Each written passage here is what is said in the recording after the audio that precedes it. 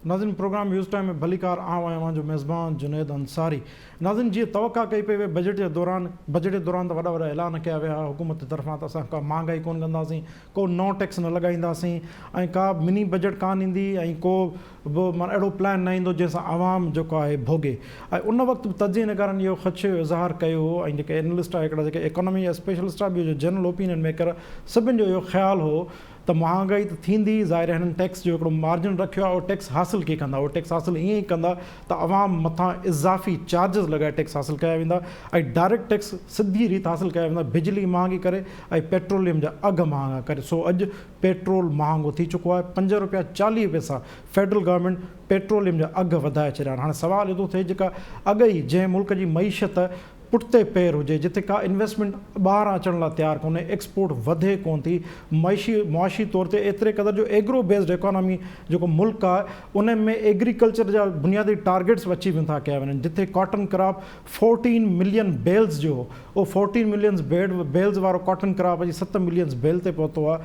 Corona ॾींहं में उहो ई कारोबार पूरा रहिया आहिनि। हाणे जेकॾहिं ₹5.40 पेट्रोल वधायो वेंदो त हिकु आम माण्हू कहिड़ी भोगना भोगींदो, इहो इक़्तिदार में वेठल माण्हू शायदि अंदाज़ो बि नथा करे सघनि। हीअं लॻभॻि फ़ी लीटर पेट्रोल ₹119 जो थी वेंदो ऐं जॾहिं फ़ी लीटर ₹119 थी वेंदो त रोज़मर्रा जी हर शइ जेका बि आहे उहा घटि में घटि 10 खां 20 सैकड़ो एब्रप्टली महांगी थींदी।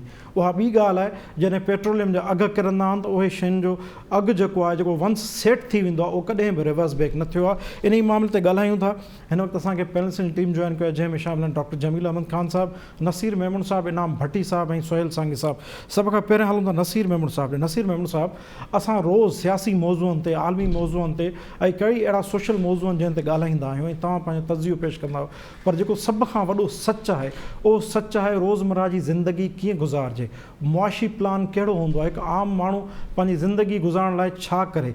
जॾहिं उनखे इहा ख़बर पए थी ₹5.5 लॻभॻि पेट्रोल महांगो थी वियो आहे त उन ते जेको कर्ब गुज़रे थो उहो उन मां कीअं गुज़रंदो। आख़िर इहा असांजी फेडरल गवर्नमेंट इन ॻाल्हि खे सम्झण लाइ तयारु छो न आहे, जेका IMF जी डिक्टेशन वठी करे, पहिरियां दावा कंदा हुआ त असां डिक्टेशन क़बूल नथा कयूं, पर हाणे डिक्टेशन वठी करे जॾहिं अहिड़ी महांगाई कनि था त हिकु आवाम ते छा भोगना थिए थी, छा उन्हनि में इहो अहसासु न आहे?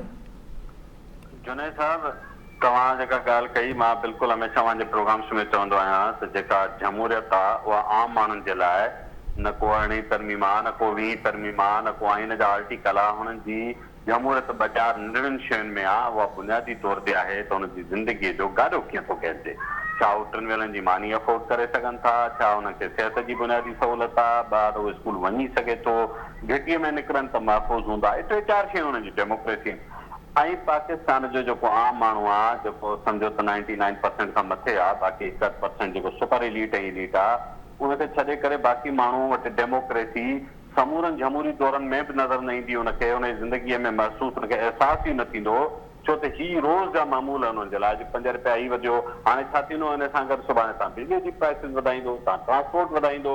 पेट्रोलियम जी प्राइस वधण जो मक़सदु आहे ज़िंदगीअ जी हर शइ जो महांगो थियणु। ऐं तव्हांखे यादि हूंदो जून में अहिड़ी समरी आई हुई ऐं उहा पोइ उन वक़्तु वज़ीर आज़म साहिबु हुकूमत वारो एहसान कयो त ॾिसो वज़ीर आज़म साहिबु समरी न अप्रूव कई, कीअं आवाम ते ॾुचाई, आवाम जो हुनखे एॾो ॻणती आहे, फ़िक्र आहे। फ़िक्र छा हुयो त हुन वक़्तु बजट पे आई, 3 जून ताईं बजट अप्रूव कराइणी, हिकिड़ो गुड फेस ॾेखारिणो। जीअं ई उहो मरहलो गुज़रियो ठग सां तव्हां ॾिठो भई कीअं असां ₹5.5 ते फ़ी लीटर पेट्रोल महांगो थी वियो। ॿियो त पेट्रोलियम में ही छो था वधाइण चाहिनि, हुन में को ख़ासि इंट्रस्ट आहे त हिन पेट्रोलियम लेवी तौर वधाइनि था, उहो डायरेक्ट फेडरल गवर्नमेंट जे किटी में वञे थो, उहो त NFC अवॉर्ड जे डिविजिबल पूल में बि नथो वञे। ख़ान साहब जी हुकूमत पहिरें ॾींहं खां तव्हां थी करे त डिविजिबल पूल में सूबा सभु पैसा खणी आया आहिनि, असां वटि कुझु ई कोन्हे। सो ही पेट्रोलियम लेवीज़ इन करे लॻाइनि था त उहे NFC जी डेफिनेशन में NFC में बि न वेंदा आहिनि, त उहो सिधो थो ॿाहिरां हिननि ते वञे थो पैसो। ऐं जेको हिकिड़ो ह्यूज टारगेट हुननि टैक्सिस जो रखियो आहे, गिवन सर्कमस्टेंसिस ऑफ इकोनॉमी में, सभिनी ते चयो त इहो अचीवेबल कोन्हे, को नॉर्मल प्रोजेक्शन अचीवेबल कोन्हे, उहो ईअं अचीव थींदो। साॼो कीसो कटींदा, खाॿो कीसो कटींदा, जिते तव्हांजे जेकर वर में को चाराना रखी घुरंदो उहो बि कटींदा। हाणे त हुकूमत हर तरह सां माण्हुनि जो पेट कटे पंहिंजा टैक्स जमा करणु चाहे थी। आवाम सुखियो रहे, ॾुखियो रहे, जीए मरे, बुखियो रहे, वधि में वधि हुनजे लाइ 2-3 यतीम खाना ऐं शेल्टर होम्स ठाहे छॾींदा। बाक़ी आवाम लाइ रिलीफ जंहिं बजट में तव्हां ऐलान ॿुधा, ही हुनजो नतीजो आहे। ईंदड़ 2-4 ॾींहंनि में ट्रांसपोर्ट ऐं पोइ खाधे खुराक जी हर शइ हिन सां महांगी थींदी। अॻिते हली हिन सां तव्हां ॾिसजो नेक्स्ट आइटम बिजली महांगी थींदी। लास्ट थिंग ही उन्हनि आइटम्स ते टैक्स आणनि था जेको माण्हुनि लाइ अनअवॉइडेबल आहे। छा गाॾी मोटरसाइकिल हलंदी न, बस हलंदी न, माण्हू पेट्रोल भराईंदा न, कटे नथा सघनि हिनखे माण्हू। लग्जरी त कुझु माण्हुनि लाइ आहे, बाक़ियुनि लाइ त नीड आहे। वेरी कैलकुलेटेड टैक्स आहे, त इहो टारगेट पूरो करिणो आहे टैक्स जो। जी नसीर मेमन साहब, इनाम भट्टी साहब तव्हां मूंखे ॿुधी रहिया आहियो? जी जी बिल्कुलु। इनाम साहब, ही जॾहिं पेट्रोल महांगो कयो थो वञे, छा भट्टी साहब उहो साइकिल ज़हन में नथो रखियो वञे त हीउ जेको डायरेक्टली जेको केतिरो इम्पैक्ट कंदो जेको आहे हिकु आम माण्हू खे? 5 रुपया 40 पैसा, तव्हां छा था सम्झो? एॾो माना आवाम खे पहिरियां त इन दोखे में रखियो वियो त का महांगाई कान थींदी, ऐं बजट जे दौरान तव्हां सभिनी उन सां गॾु ॿियनि माहिरनि जो ॿियो ख़्यालु हो त हीउ टैक्स लॻाए जेको आहे हासिलु कंदा। तव्हां हिन महांगाई खे किथां ॾिसो? तव्हांखे यादि हूंदो बजट वारनि ॾींहंनि में जॾहिं हिननि ऐलान पे कयो त असांजी GDP जेका आहे उहा 3.94 खे या केतिरे खे पहुती आहे, ऐं हुननि दावाऊं पे कयूं त रेमिटेंस असांजी वधी आहे, फॉरेन रिज़र्व्स जेके आहिनि उहे तारीख़ में पहिरियों दफ़ो एतिरे हद ते पहुता आहिनि। उन वक़्तु ई असां हिनखे शक जी नज़र सां ॾिठो पए उहो बिल्कुलु ईअं दुरुस्त कोन्हे, ऐं उनजो अॻिते हली करे इम्पैक्ट तव्हांखे नज़र तॾहिं ईंदो जॾहिं पाकिस्तान जी हुकूमत स्पेशली बिजली ऐं पेट्रोल में वाधारो कंदी। ऐं उहो ई तव्हां ॾिठो त हीउ पहिरियों दफ़ो कोन्हे, गुज़िरियल महीने बि हिननि 15 ॾींहं अॻु में बि कुझु वधाया, वरी हींअर बि हिननि जेको आहे सो वधाया आहिनि। ऐं मजमूई तौर ते बजट खां पोइ लॻभॻि 8 रुपया मुंहिंजे ख़्याल में पेट्रोल ते हींअर अघु वधी चुको आहे। इहे सभु जेके शर्तूं आहिनि इहे हिननि खे IMF जे कर्ज़ पूरे करण जे लाइ, उन किस्तूं लाहिण जे लाइ, ऐं ॿियो वफ़ाक़ी हुकूमत जीअं नसीर चयो त डायरेक्ट पंहिंजे पूल में पैसा गॾु करण जे लाइ उनखे ख़र्च करण लाइ गॾु पई थी करे। हिकिड़ी वॾे खां वॾी ॻाल्हि इहा आहे त हिते मूंखे ख़बर न आहे फाइनेंसिस में कीअं हिसाब किताब कयो वेंदो आहे। हिननि खे जेको कर्ज़ मिले थो उनखे बि फॉरेन रिमिटेंस में रखी करे चवनि था त असांजा रिज़र्व्स वधी विया आहिनि, डॉलर्स हाणे हेतिरा बिलियंस थी विया। ॿाहिरि जेके माण्हू कमाइनि था उतां जेके उहे मोकिलीनि था पाकिस्तान ॾे, डॉलर्स में पैसा अचनि था जेके यकीनी तौर ते पाकिस्तान खे हिते रुपयनि में कन्वर्ट करे उन्हनि खे ॾियणा हूंदा आहिनि। उन्हनि जे लाइ बि हू चवनि था त असांजा फॉरेन रिज़र्व्स वधी विया ऐं रिमिटेंस वधी वई आहे। यकीनी तौर ते रिमिटेंस रिज़र्व्स तव्हांजा वधंदा हूंदा, पर उहा हिकिड़ी सम्झो त अहिड़े क़िस्म जी वॉलेटाइल लाइबिलिटी आहे जेका तव्हांखे वरी उते जो उते पे करणी आहे।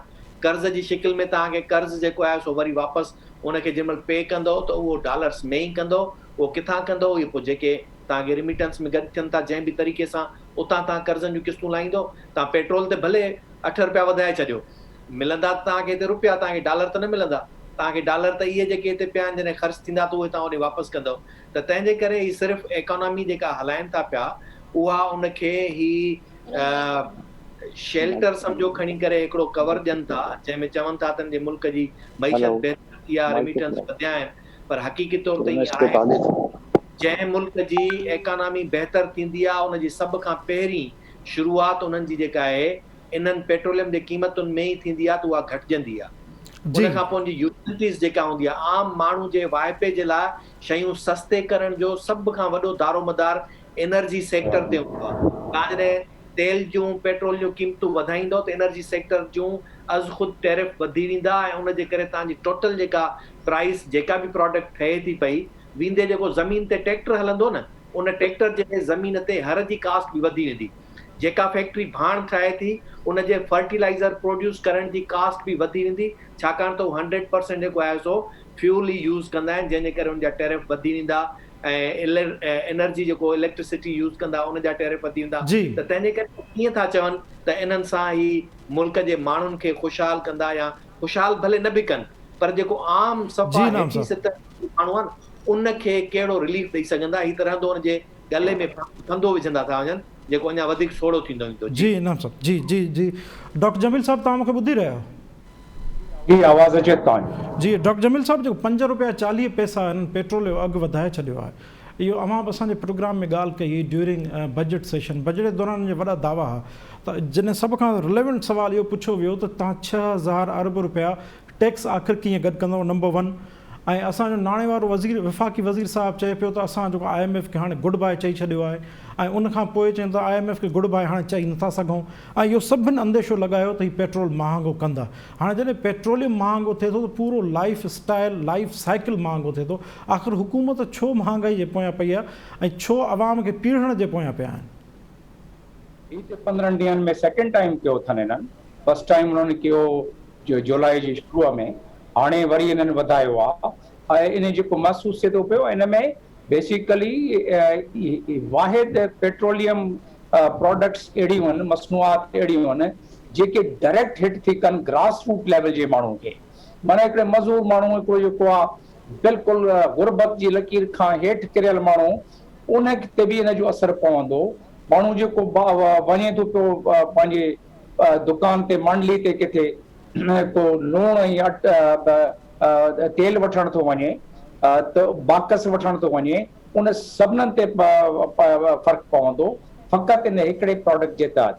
त ही त ज़ाहिर आहे ग्रास रूट। हाणे तव्हां चओ पिया त IMF त चवंदी त तव्हां पंहिंजो बजट पूरो कयो, उन में ॿिया घणा ई खाता आहिनि, उन्हनि खातनि मां पैसा घटाईंदा, पर पेट्रोलियम में पैसा वधाए हिकिड़े आम माण्हू खे बिल्कुलु पीछे छॾंदा बिल्कुलु। ऐं उन में ठीकु आहे इंटरनेशनल मार्केट में पैसा वधिया आहिनि, पर तव्हां ही बि त ॾिसो त इन जी जेका टैक्सेस असां ॾियूं था पिया, सेल्स टैक्स, पेट्रोलियम लीवी, मूं वटि कुझु अंग अखर आहिनि जेको मां तव्हांखे ॿुधाए थो सघां। जेके तक़रीबन ही हाणे वठनि था पिया हर उन ते टैक्स, जेकी पेट्रोल जी बेस क़ीमत आहे ओतिरो ई टैक्स वठनि था पिया। मिसाल तौर ते जीअं 60 रुपया बेस क़ीमत आहे, उन जी बेस लाइन प्राइस आहे, त उन में तक़रीबन 50 रुपया जेके आहिनि उहे टैक्सेस जी मद में अची वेंदा आहिनि। उन में लेवी आहे, उन में कस्टम आहे, उन में GST आहे, उन में डीलर मार्जिन आहे, उन में जेको आहे इहे जेके ट्रांसपोर्टेशन जा उहे पैसा आहिनि, उहे सभु मिलाए इहे सभु हिकिड़े ग़रीब माण्हू खे। ॿी ॻाल्हि इहा आहे त पेट्रोल जेको जिथां हले थो पियो कराची मां, सिंध मां, उते उन्हनि खे बि पैसा ॾियनि था पिया, पैसा पियारणा था पवनि। छाजा जेके पेट्रोलियम ते कैरेज ते ख़र्च थियनि था पिया, ट्रांसपोर्टेशन ते ख़र्च था पिया थियनि था पिया, जेके तक़रीबन 4 रुपया पर लीटर ते सिर्फ़ु उहे जेके सिंध वारा माण्हू आहिनि उन्हनि खे उन ते वज़न न पवणु खपे। उनखे जेतिरो उन ते किरायो भाड़ो लॻे थो पियो तेल पहुचाइण में, ओतिरो वठनि $4 पर लीटर तमामु। त चवण जो मक़सदु इहो आहे त जेके बि इहे वठनि था पिया पैसा, टैक्सनि मां रिलीफ नथा ॾियनि। ही जेके अघु वधनि था पिया इंटरनेशनल मार्केट में, जीअं इंटरनेशनल मार्केट में अघु पहिरियां हो दिसंबर 20 में $49 पर बैरल हो, ऐं उन खां बाद इहो वधियो आहे, हाणे $75 पर बैरल थी वियो आहे। जेको क्रूड ऑयल आहे उन जो डेफिनेटली इम्पैक्ट पवंदो आहे, पर गवर्नमेंट ॾिसंदी आहे त जिन उन्हनि जे माण्हुनि जी गुरबत जी लाइन कहिड़ी आहे, उन्हनि माण्हुनि जो वेलफेयर केतिरो आहे, उन्हनि माण्हुनि खे कॉन्स्टिट्यूशन मुताबिक़ आर्टिकल 38 जे मुताबिक़ केतिरो उन्हनि जो वेलफेयर थिए थो पियो।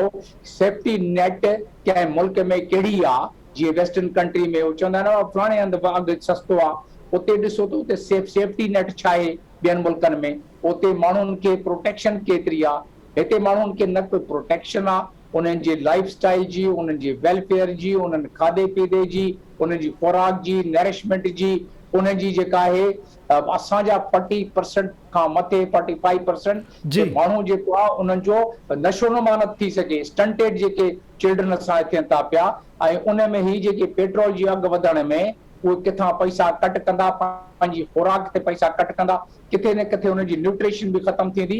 इहो कमु काफ़ी अड़ाउ थींदो, गवर्नमेंट खे ॾिसणो पवंदो पैसा किथां ॿिहंदा कढी ग़रीब माण्हू खे या त अदरवाइज़ रिलीफ ॾिए। जी सोहेल सांगी साहब, तव्हां मूंखे ॿुधी रहियो साईं? सोहेल साहब तव्हां मूंखे ॿुधी रहियो? जी सोहेल साहब, फेडरल गवर्नमेंट अॼु पेट्रोल जे अघु में वाध करे छॾी आहे, ₹5.40। इन वाध वारे फ़ैसिले खे अव्हां कीअं पिया ॾिसो?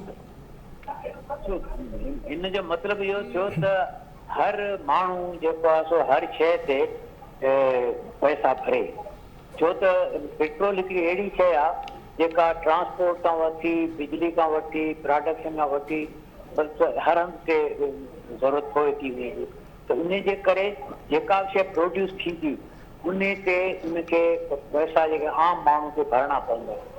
नतीजे उन जो हिकिड़ो ॿियो निकिरंदो त माण्हुनि खे न सिर्फ़ु इन वाध जेका बि गवर्नमेंट कई आहे उहो भरणो पवंदो, बल्कि इन जी आड़ में जेतिरा बि असां वटि प्रोड्यूसर आहिनि या जेका बि असांजी ट्रांसपोर्ट आहे उहा उन खां वधीक पैसा माण्हुनि जे खीसे मां वधंदी कढंदी ऐं चवंदी भाउ अघु वधी वियो आहे तंहिंजे करे हीअ आहे। त मुंहिंजे ख़्याल में हीअ हिकिड़ी ॿिधारी तलवार आहे पेट्रोल जी क़ीमत वधण थी जेका आम माण्हू ते सिधी तरह सां असर विझे थी। ऐं इन में वेरी इंट्रेस्टिंगली जीअं दोस्तनि चयो पए त जेका पेट्रोल जी क़ीमत आहे उन जी अधु खां वधीक त गवर्नमेंट जो टैक्स आहे प्लस इहो त इहो ख़ुदि जेको जॾहिं पेट्रोल जी क़ीमत वधे थी त उहो केतिरो पेट्रोल मुल्क थो पैदा करे केतिरो पेट्रोल असीं इम्पोर्ट था कयूं ऐं इम्पोर्ट पेट्रोल बि असीं केतिरो जेको ओधर ते था वठूं त उन्हनि सभिनी खे जेको आहे इहो फ़ाइदो पहुचे थो। आख़िरी जेका एंड ते आम माण्हू आहे उहो ई जेको नुक़सानु वञे थो जंहिंखे इहो सभु क़िस्म जो सभिनी पासनि जो बर्डन पए थो। इहो हिकिड़ो खणी चइजे अणसिधी तरह सां हिकिड़ी टैक्सेशन आहे जेका बजट में शामिल न कई वई ऐं उनखे हर 15 ॾींहंनि ते महीने ते उनखे रिवाइज कंदा ऐं वधाईंदा रहनि था। नतीजे में हिकिड़ी तमामु वॾी महांगाई जेका उहा मुसलसल थींदी रहे थी। जी सुहेल साहब ॿियो अहम मौज़ू आहे जंहिं ते ॻाल्हाइबो अॼु वज़ीर आज़म इमरान ख़ान साहब उज़्बेकिस्तान जे वज़ीर आज़म सां मुलाक़ात कई आहे। वज़ीर आज़म साहब हिकिड़ो वाज़े तौरु अॼु बि स्टेटमेंट ॾिनी आहे त उहो अफ़गानिस्तान जो सियासी हल चाहिनि था। फवाद चौधरी साहब जेके आहिनि मुल्क इंफॉर्मेशन मिनिस्टर उन्हनि चयो आहे त पाकिस्तान अफ़गानिस्तान जे मामले ते हिकु अहम कॉन्फ्रेंस जी मेज़बानी कंदो पर उन्हनि ॿिन्ही स्टेटमेंट खां वधीक जेका अहम शइ आहे उहा आहे शिंघाई कोऑपरेशन ऑर्गेनाइज़ेशन जी मीटिंग SCO जी दोशंबे में जेका मीटिंग थी आहे फॉरेन मिनिस्टर्स जी। हाणे सवाल इहो थो पैदा थिए ज़ाहिर उन मीटिंग में SCO जी मीटिंग में जेको डिस्कस थियो आहे अफ़गान रीजन ऐं अफ़गान फ्यूचर अरेंजमेंट जी डिस्कस थिया आहिनि उनजो केतिरो असरु पवंदो केतिरो असरु आहे कहिड़ा नतीजा निकिरंदा ऐं कहिड़ा नतीजा अॻु करण जी उमेद कई पई वञे इन मौज़ू ते ॻाल्हाईंदासीं। सभ खां पहिरियों हलूं था डॉक्टर जमील अहमद ख़ान साहब डॉक्टर साहब SCO जी मीटिंग छा नतीजा ॾींदड़ साबित थी आहे अफ़गान पर्सपेक्टिव में? न नतीजा त न इहे जेके जनरल क़िस्म जी जेके उन्हनि जी जॉइंट स्टेटमेंट आई आहे कम्युनिके उन में जनरल ॻाल्हियूं आहिनि मां उन ते तस्करो कयां थो पियो पर SCO आहे छा इहे SCO जेको शिंघाई कोऑपरेशन ऑर्गेनाइज़ेशन इन में जेके इहे असांजे इन खिते जा मुल्क आहिनि 7 खण इहे सभु इन जा मेंबर आहिनि ऐं इन में इहे मीटिंग इन चार्टर जे मुताबिक़ foreign council of foreign minister जी मीटिंग थी आहे जेके 2 ॾींहंनि लाइ 13 ऐं 14 तारीख़ कल्ह ख़तमु थी आहे इहा मीटिंग। इन जो मक़सदु हो अफ़गानिस्तान क्राइसिस खे कहिड़े हिसाब सां एड्रेस कजेसि त उन में समूरा जेके काउंसिल ऑफ फॉरेन मिनिस्टर आया उहे उते according to the SCO charter उते उन्हनि पंहिंजी उहा कई ऐं SCO चार्टर में हिकिड़ी उन्हनि जी जेका आहे आर्टिकल उन आर्टिकल मूजिबि सिक्योरिटी ऑफ द रीजन जेको आहे उहो बि हिकिड़ो उन जो आर्टिकल आहे जंहिंजे तहत सभु मेंबर मुल्क उनखे उन पॉइंट खे खणी था सघनि त इन करे इहा एजेंडा में पॉइंट आई ऐं आहे बि तमामु ज़रूरी पॉइंट इहो ऐं उन में इहो त वायलेंस अफ़गानिस्तान में जेको आहे जेके उन जी आउटपुट आहे माना जेके कम्युनिके आहे उन में उन्हनि चयो आहे त इहे जेके एतिरी पुराणी वार थी वई आहे हाणे तालिबान जेके वठनि था पिया पंहिंजी उहा एडवांटेज इन जी ऐं उन में जेके वायलेंस थिए थी पई अफ़गान तालिबान खे चयो वञे उन ते प्रेशर विधो वञे त सिविलियन जी कैजुअलिटीज़ न कनि ऐं अथॉरिटीज़ जी बि कैजुअलिटी न कनि। हाणे इहा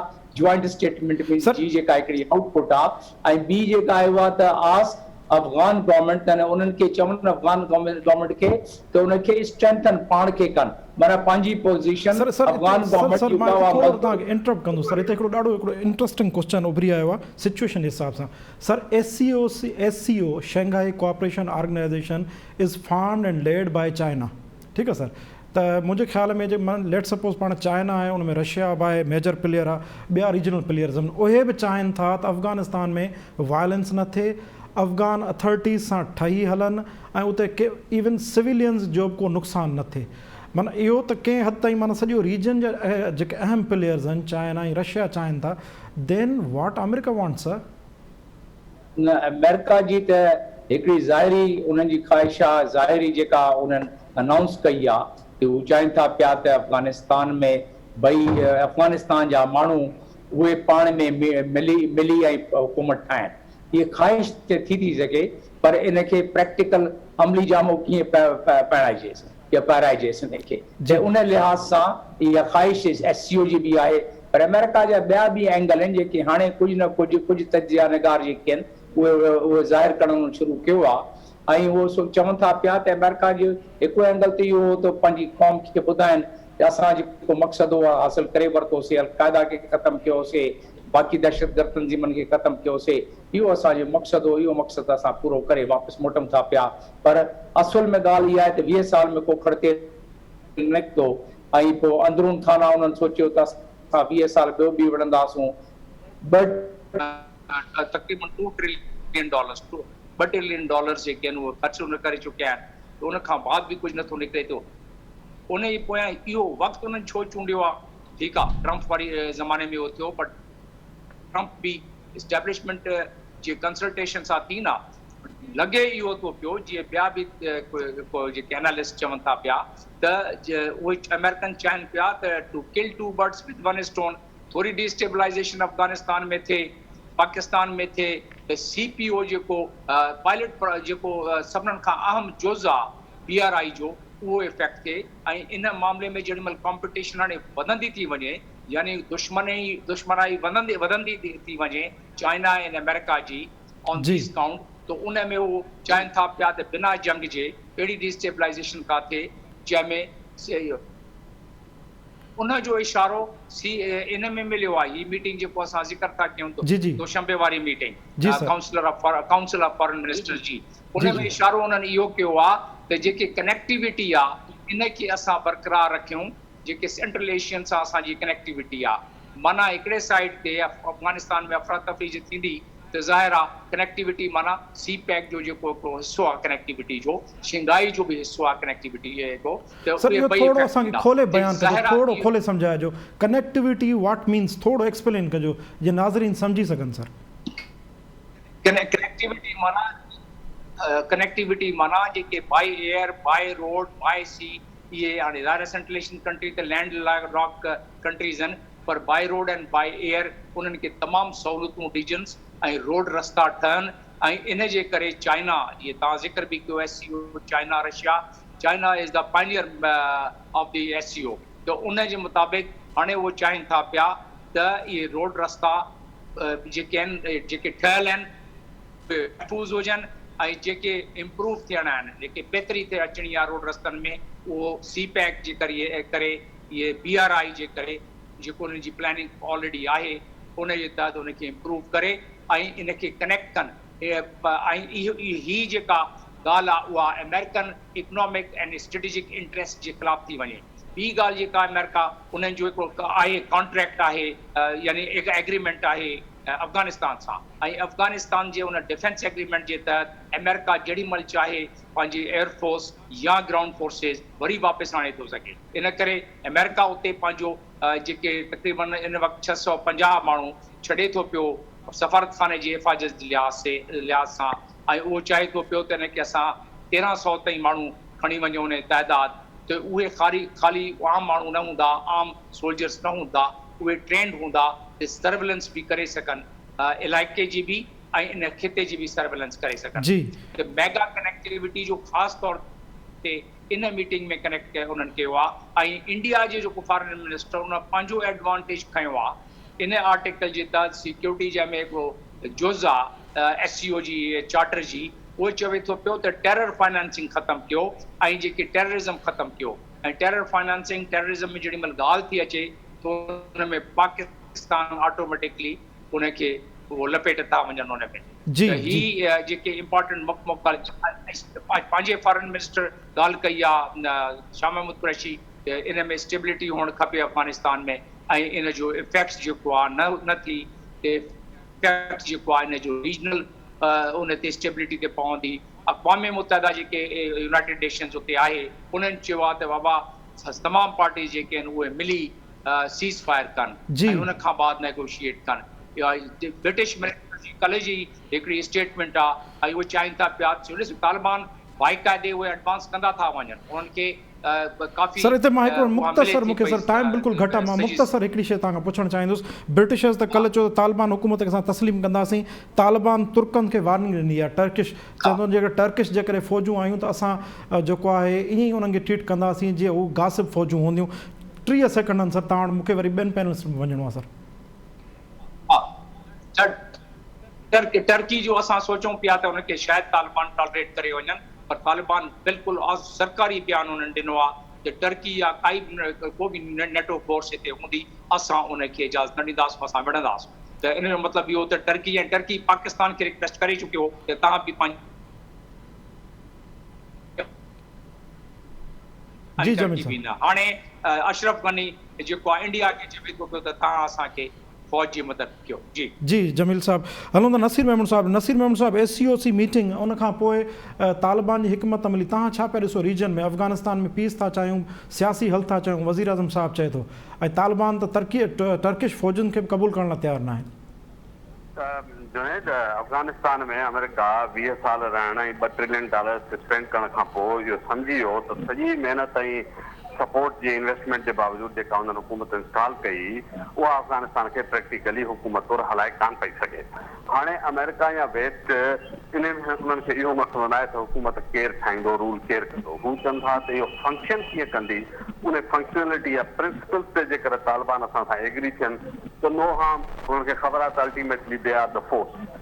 इहो ई सबबु आहे जो जॾहिं अमेरिकन एग्ज़िट करे रहिया त तालिबान सां अंडरस्टैंडिंग ई कंहिं बि नाटो जे एग्ज़िट वारे प्रोसेस में को बि उन्हनि ते अटैक न थियो।